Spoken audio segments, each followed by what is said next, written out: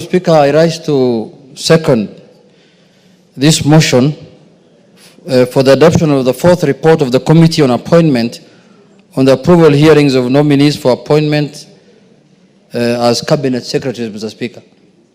Honorable Speaker, as the majority leader has alluded to, I sit the committee that is chaired by yourself of appointment and approval, Mr. Speaker.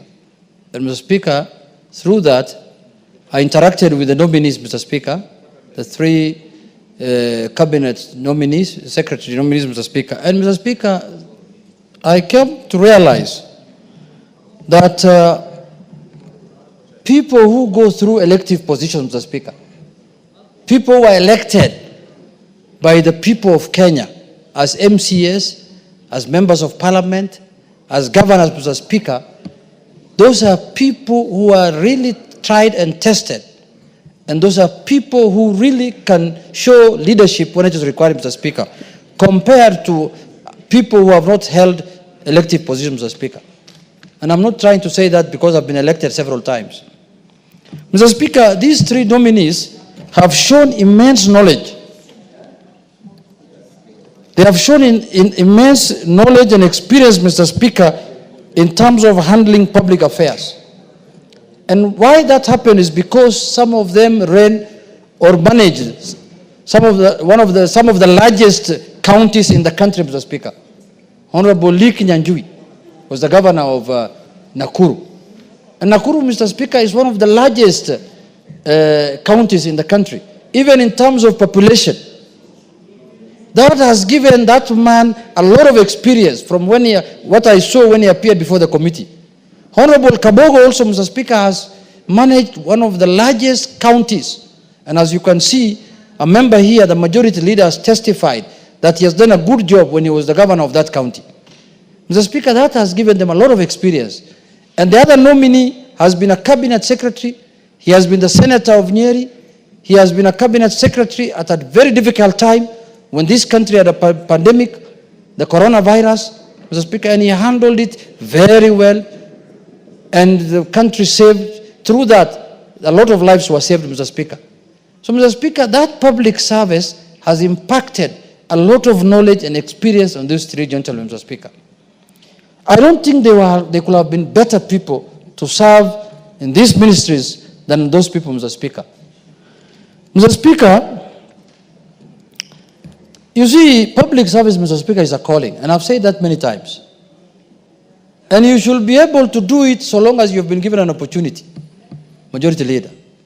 But when you feel a time has come, and you feel that the executive that you are part of, and you feel that the president that you are serving, and the government that you are serving, is not incompatible, the policies or your belief at the moment, at this point in time, is not compatible with the government you are serving, the best thing to do, Mr. Speaker, is to resign. Don't bring commotions. Don't bring unnecessary fights within the government. Be a man enough and say, this is enough now. I don't think, the way you've said, I don't think what is happening now is not what I came to do. For that reason, I want to leave. It's only in African societies or in African democracies where somebody disagrees with the policies, disagrees with what's happening in a government, and he still wants to stay there. To do what? Somebody told me, an African man, if you give him the keys to the washrooms and tell him, can you use it and bring it back to me, he will put it in his pocket and tell you, no, you tell me when you need it is when I'll give you back. Mr. Speaker, only in African societies. Wamumbi, can you give us time? I want the majority leader to listen to what I'm saying. So if you no longer believe in what the government is doing and you're a cabinet secretary, just resign. You are not welded there like chuma, like an iron. You are not welded in government. Just leave. You know, the other time when we were impeaching the deputy president, somebody told me that he was asked, why can't you resign now that members of parliament have lost faith in you? A pastor in his home told him that you have been put there by God. You must remain there until you are removed by God. Now God spoke through angels to the members of parliament and they removed him. And God's work happened in this parliament, Mr. Speaker. Somebody told him that you are put there by God. Only God can remove you. Pana. God can remove you in many ways. Impeachment comes from God. Because by the time 300 members of parliament agree on something, it's the hand of God. It's the work of God.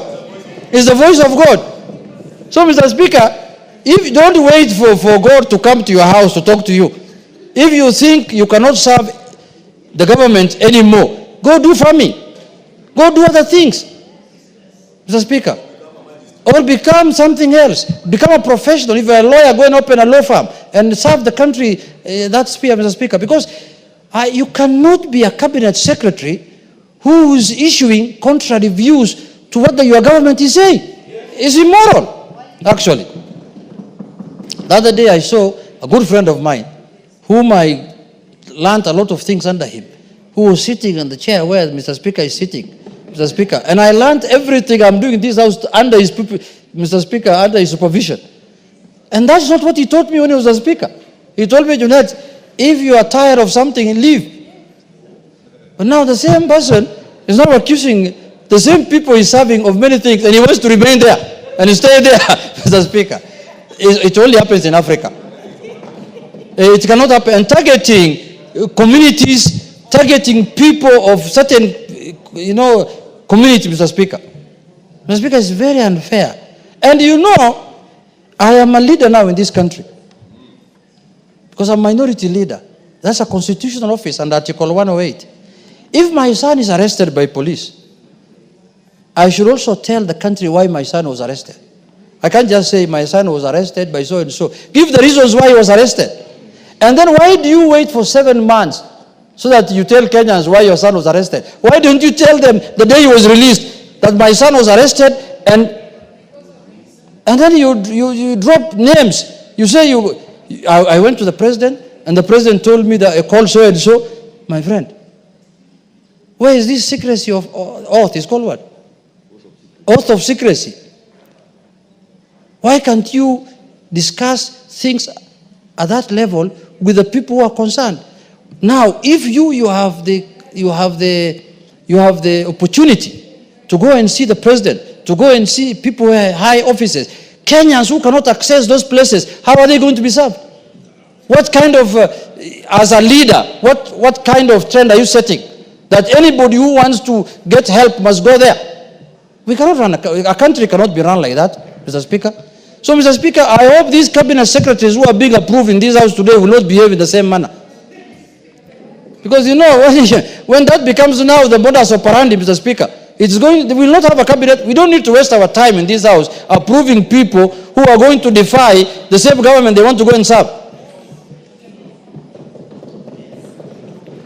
So, Mr. Speaker, I want to say that kind of manners should not be allowed in any society.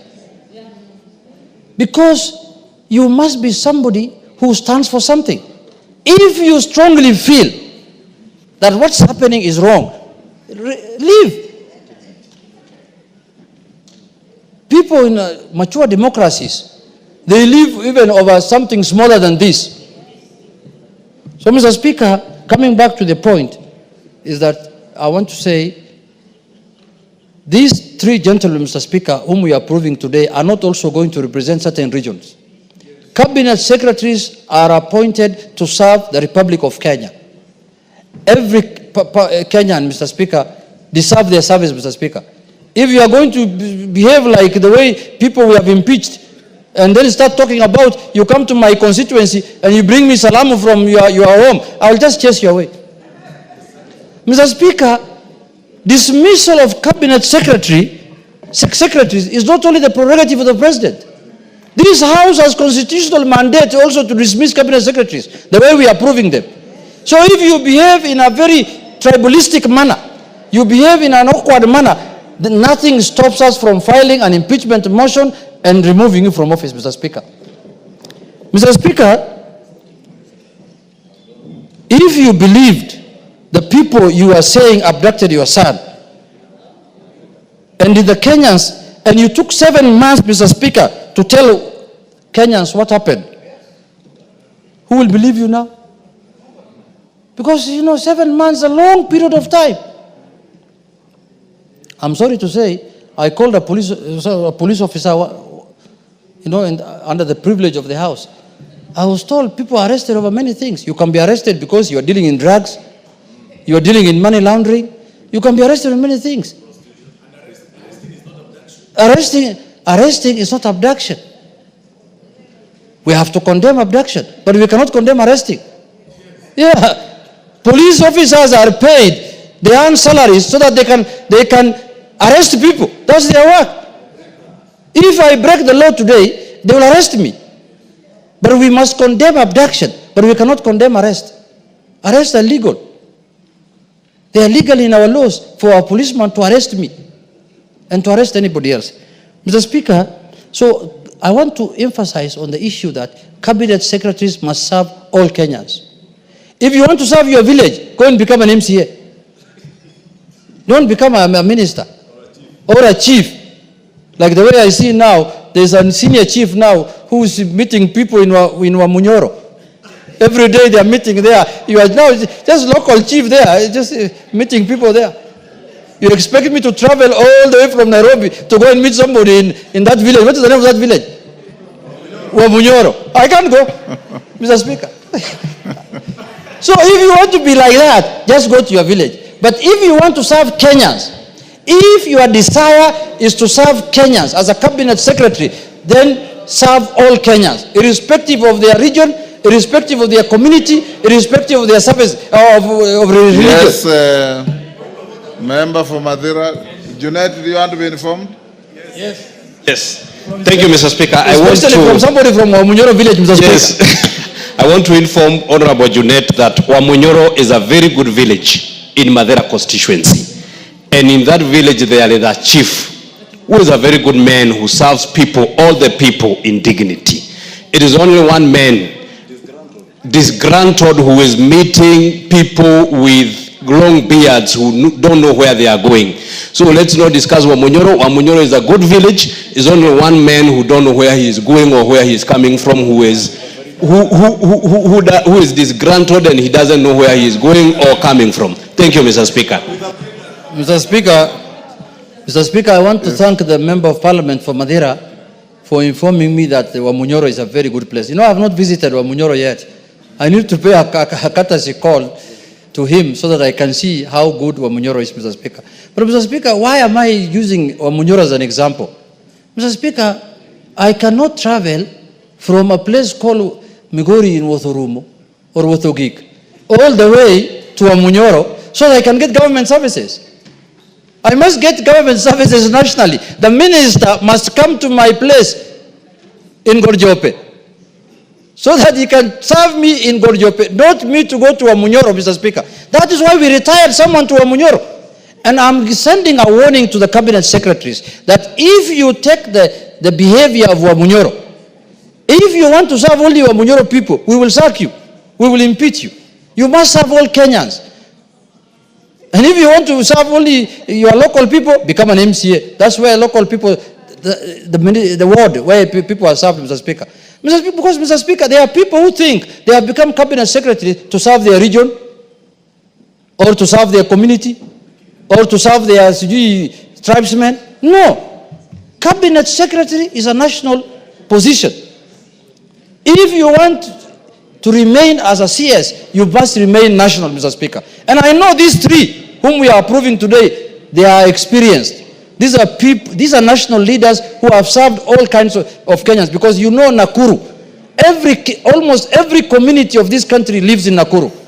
Even in Kiambu nowadays, because it's becoming an extension of Nairobi, many communities stay in Kiambu, Mr. Speaker. These are the kind of leaders we want to have in cabinet. And let me congratulate the president, Mr. Speaker, because in terms of diversity, I don't think there's a president who has gotten it right more than President Ruto, Mr. Speaker.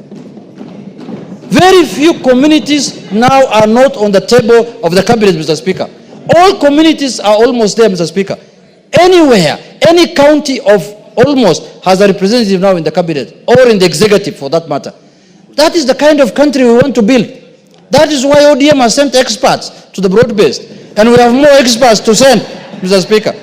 That's why we want to send more experts to government so that diversity can be felt, that diversity can be achieved.